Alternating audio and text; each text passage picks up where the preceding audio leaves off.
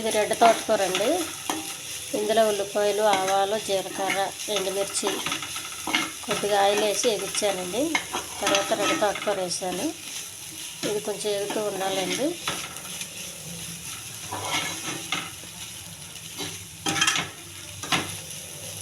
ఆకుకూర కాదండి, ఉప్పు చాలా తక్కువ వేసాను. ఇది వేగిందండి. ముందుగా ఉడకబెట్టి పెట్టుకున్న పచ్చెనగపప్పు అండి. ఈ పచ్చెనగపప్పు వాటర్తోనే వేయండి. ఉడకపెట్టగా వచ్చిన వాటర్తోనే వేయండి. ఎందుకంటే ఆకు ఉడకాలి కదండి. తోటకూర కాడలో ముదురుగా ఉంటాయి, ఉడకాలి, అందుకని కొద్దిగా వాటరు.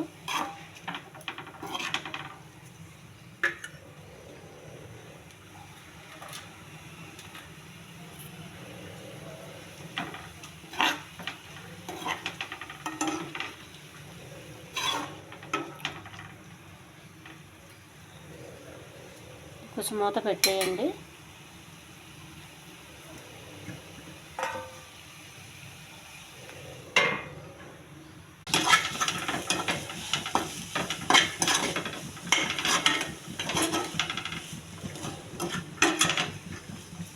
ఆకుకూర ఉడికిందండి.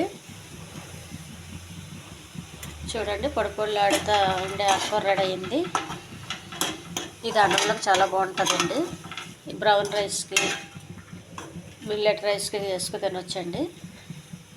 ఈ ఛానల్ నచ్చితే సబ్స్క్రైబ్ చేయండి, షేర్ చేయండి, లైక్ చేయండి, కామెంట్ చేయండి. మీరు చేసి ప్రతి కామెంట్కి నేను రిప్లై ఇస్తానండి. ఆకుకూర చాలా హెల్తీ అండి. రోజు ఇంట్లో వండుకుంటే ఎంతో మంచిదండి. చూడండి, కాడలు కూడా బాగా ఉడికినాయి కొద్దిగా వాటర్ వేయడం వల్ల. పాలకూరకి అయితే వాటర్ వేసే అవసరం ఉండదండి. ఈ తోటకూరలో అవి కొంచెం కాడలు ముదురుగా ఉంటాయి కాబట్టి వేయాలండి వాటరు.